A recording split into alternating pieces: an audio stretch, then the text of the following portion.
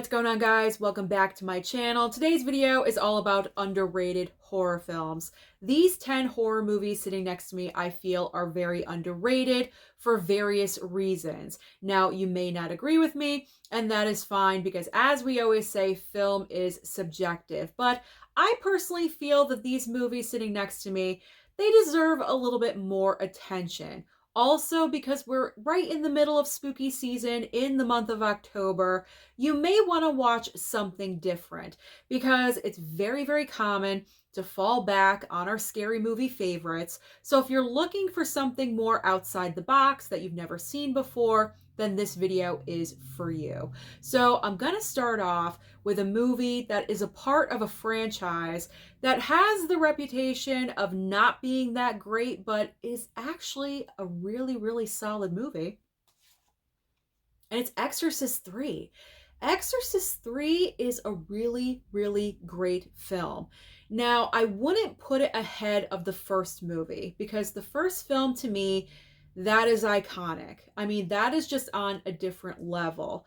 But considering this was the follow-up to Exorcist II, which was abysmal, that's what I hear anyway. I've never taken the time to watch Exorcist II because I've heard just horrible, horrible things about the movie. No one says anything positive about it. So I don't think I'm missing out on Exorcist II, but I feel like that's a major reason why Exorcist III is kind of overlooked, is because Exorcist 2 was so bad. How good can the third one be? You know what I'm saying? But there's a lot of great qualities about Exorcist 3. You have great performances. It has one of the best jump scares in all of horror movies, actually. Plus, if you take the time and the money to pick up the 4K transfer is very solid throughout the entire film. It's definitely worth the money. So Exorcist 3 is underrated for many reasons. Plus, it is kind of a part of a weak franchise because, like I said, 1 is the ultimate. Then you have 3, very solid. But the rest of the franchise, not so good. So all of those reasons combined is why I think Exorcist 3 is underrated and not a lot of people take the time to really, really explore it and appreciate it for how good it is. So check out Exorcist 3 if you have not already. You don't have to pick up the 4K, but I do recommend it because, like I said, the transfer is very solid throughout the entire film. Okay. Moving on next to Valentine. A major reason why I feel like Valentine is underrated is because do you think about this movie any other time of the year other than February? Probably not. Do you think about this movie in October? Is this on your movie watch list this month? Probably not. And that is the reason why. Because it is surrounded by the theme of Valentine's Day and February, you don't really think about watching Valentine any other time of the year. And that's why I think it is underrated. Plus, it has competition. My Bloody Valentine. It's either Valentine or My Bloody Valentine that you're watching on Valentine's Day, if you do want to watch a horror movie on Valentine's Day. And if you do, most likely you're choosing My Bloody Valentine, and Valentine is just like forgotten about. This is a fun slasher movie. It's not the best. It's certainly not the best of all time. Nowhere near that. But it's fun. It's a lot of fun. You have this core group of girlfriends. There's like 4 or 5 of them. They all have these wacky, weird personalities with Denise Richards and Marley Shelton, Katherine Heigl. She's in there for like a split second. This is just a fun movie, fun slasher. So if you want a different kind of slasher to explore, then choose Valentine. Why not? And look at this awesome slip. I mean, come on. How can you not want that?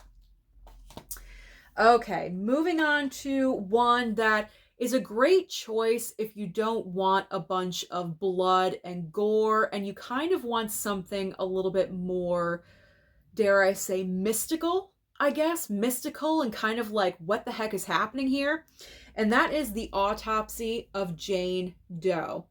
Pretty much the basic plot line of this movie is that obviously we have a cadaver here, and you have a father and son coroner team, and they are performing the autopsy on said cadaver. And as they're progressing and they get deeper and deeper into what they're doing, this movie starts to go off the rails just a little bit. It starts to get crazier and weirder the deeper they get. I know that sounds weird, but I really don't know how else to put it. But like I said, if you don't want a hack 'em up, gory kind of horror film, then this is a great choice. And this is from Scream Factory. I picked it up during some kind of Scream Factory sale.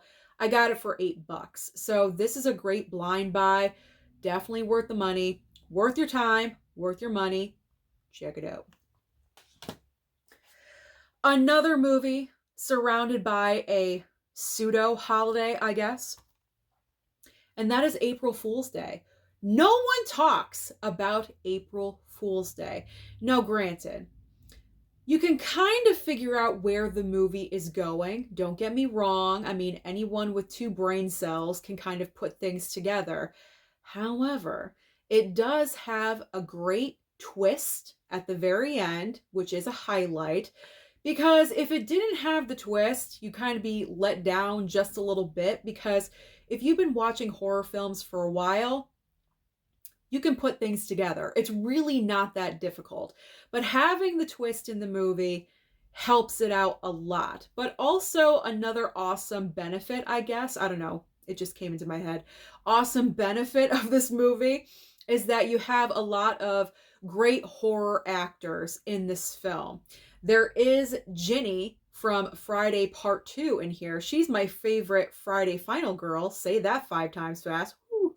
So she's in here, and there's a lot of other recognizable horror movie faces in the film. So that makes it a lot of fun as well, and I enjoy it. It's a great option for April 1st on April Fool's Day, so check it out if you have not. Great slasher. Slasher. It's a slasher. Yeah, I would put it in the slasher subgenre. Okay. Moving on to a monster film. It's Cursed. Cursed, I feel, is highly underrated. Now, here's the reason why. When you say werewolf horror film, what do you think of?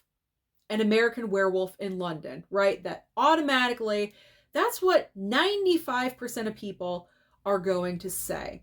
Are you going to say Cursed? I'm not really sure. Is it going to be in the top 5? I don't know. It should be, because I think this movie is underrated. And I feel like the reason why is because my personal experience watching this movie, the first time I watched it, I didn't really care for it. But then I watched it again when I got the Blu-ray. The first time I watched it, it was DVD. And it looked fine. Nothing against DVD.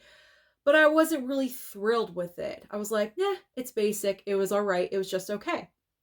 I picked up the Blu-ray, watched it again, and I enjoyed it a lot more the second time around. I'm not really sure why, not really sure what it was about the first time watch, but when I watched it again, I just enjoyed it a lot more. So I feel like if I felt that way, maybe a lot of other people felt the same way.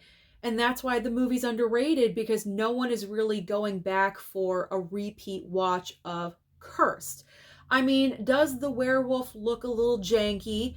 Yeah, it doesn't look the best, but it's not horrible. It's not a horrible movie. It's definitely worth checking out a couple of more times, and then you can have your feelings about it. But it's definitely worth a repeat watch, at least one time. Plus, it's Wes Craven. Plus, it's Christina Ricci. So there you go. Just give it a chance. Give it a chance. Give it a chance. It is so deserving of a second, third, fourth chance. Okay. So we are halfway through. Those are 5 movies. I hope this is helping you out a little bit. All right. 6th movie in line. This one I thought was just plain fun. And that's Escape Room. I know I may have some people that are like, Susan, really? You're choosing escape room? Yeah, I'm choosing escape room because granted, I've only seen the movie one time, but when I watched it, I had a lot of fun with it. And the plot line is very simple. You have a group of kids that get invited to this escape room. They go there. They think they're just playing this one room, this one game, and it's not. They're going into room after room. They have all different themes. It gets crazy. And if they don't escape to the next room, you know what's going to happen. They're not going to be there. They're not going to be there. So they are under a time crunch. It's kind of stressful. You get a little bit anxious, a little bit of anxiety watching this movie because of the time limit and everything. But it's fun. And also with the production design of all the different rooms, I was kind of impressed. I was like, wow, that looks pretty decent. So this is just a fun movie. Great option. Again, if you don't want to have a lot of gore or blood, you can go with Escape Room. And I know they made the second movie, but for some reason, I just never watched it. Is it on streaming somewhere where I could stream it? I gotta look that up. But Escape Room is a fun time. It's not a horrible movie. It's a great time. It's a fun time. Okay. I feel like this next movie is kind of like the king of the underrated horror films because I believe I first heard of this movie in someone else's underrated horror movies video. There we go. And that is Frailty. Frailty. This, like I said, this is the king of the underrated horror movies because if you've never heard of this movie, there's a reason why. Just like no one it feels like everyone talks about it, but then no one talks about it at the same time. So Bill Paxton is in this movie. Matthew McConaughey is also in the film. Bill Paxton directed the movie as well. Now, what happens in this film, Bill Paxton plays a father. He has two younger sons in the movie. And let's just say that he believes God is speaking to him and God is encouraging him to do certain things that no one should do. No one should do. And he is encouraging his sons to help him do what he thinks God wants him to do. And the eldest son knows what dad is doing is wrong. So there's a lot of push and pull, father-son dynamic in this movie. It's difficult to watch at moments because you feel like if you were in that position, what would you do? How would you feel? You know, religion is coming into question, like all of these different things. And then you have a twist. Yet again, there's a twist in this movie as well. You know me, I love the twists. So when that was revealed, I was happy about that. This is just a really, really great, solid film. And it's such a shame because I would have liked to have seen what Bill Paxton would have done as a director because he did a great job with this movie. And unfortunately, we lost him so young and we're not going to get anything more out of him as far as, directing goes. So that really just stinks because the way he directed this was very, very well done. So Frailty, watch it. You know you want to. All right. 3 movies left. I have Don't Tell a Soul. Has anyone else watched this movie besides me? I don't know because I feel no one talks about it. And this one is pretty good. It's not iconic. It's not on a different level. It's a pretty simple plot, but it's good. It's good. It's juicy. There's another twist in this. I did not do like movie twists. That was not like my thing. Just by coincidence, I chose films with twists in them. There's a twist in this movie too. But the basics about this one, you have 2 brothers right here.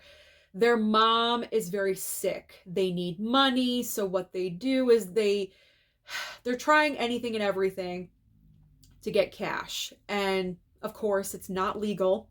So while they're doing one of their escapades, Rainn Wilson here comes across them. He starts chasing them. He falls into like a well right here, like in the woods somewhere, like abandoned well situation. He falls into the well. The brothers decide we're not going to get him out of there, because if we do, he's going to tell on us. So we're just going to leave him there, and that's it. He can just die. Like, the older brother does not care at all. But then you have the younger brother that's played by Jack Dylan Grazer right here. There we go. You know him from the It movies and also the Shazam films. He plays the younger brother, and he knows that this is wrong. So he continues to return back to Rainn Wilson here and they kind of form like this weird friendship, I guess.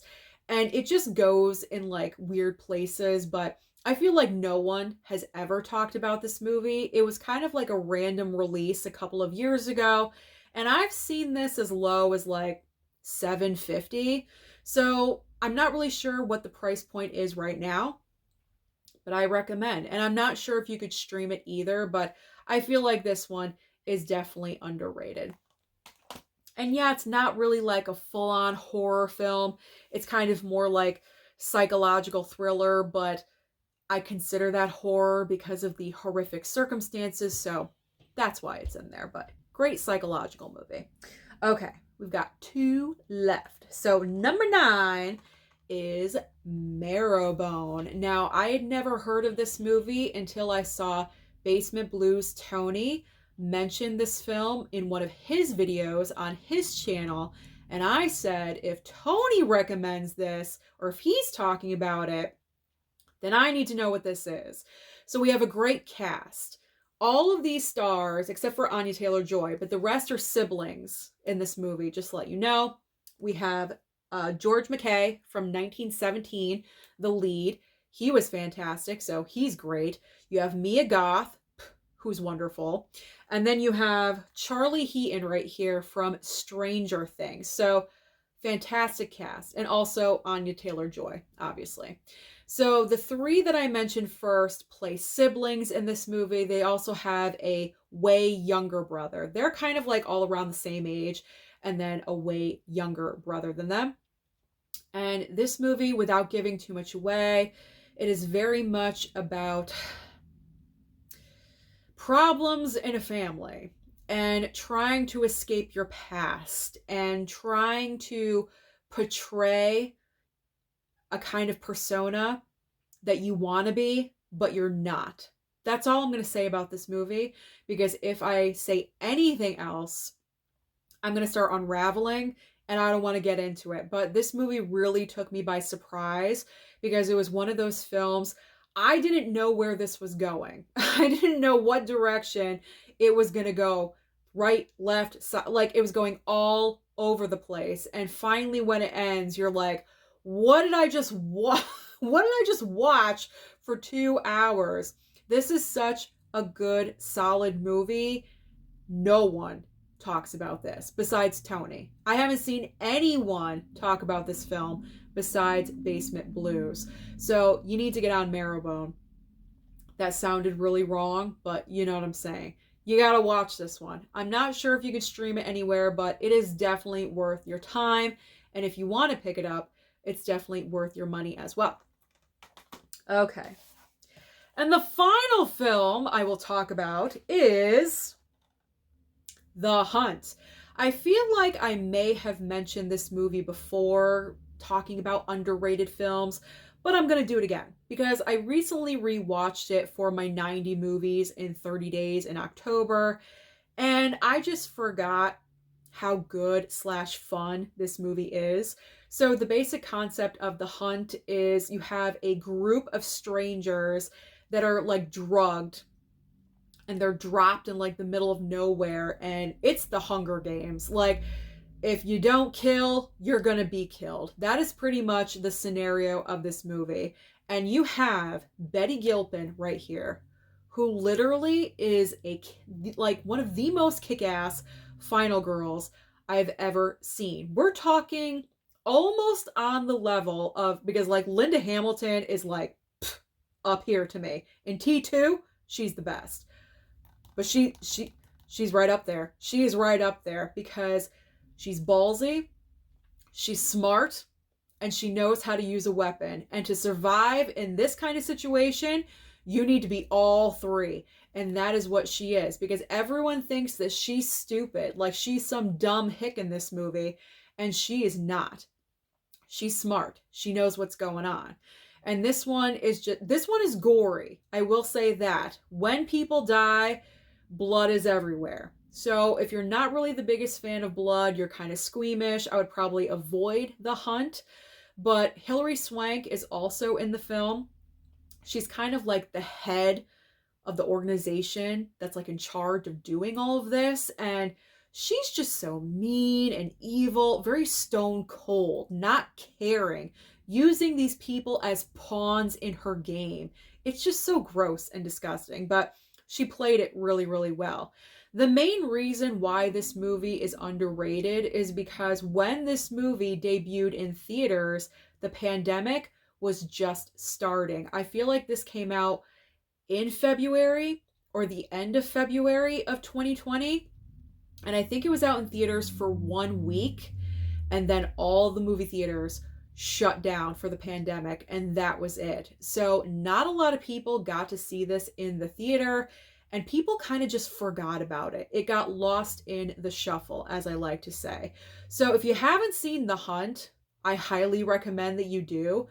Pretty much it's just an even more messed up version, there we go, of The Hunger Games. It's way more bloodier, way more violent, and it's a great time. And for her performance alone, it is worth it, trust me, because she is the definition of kick-ass.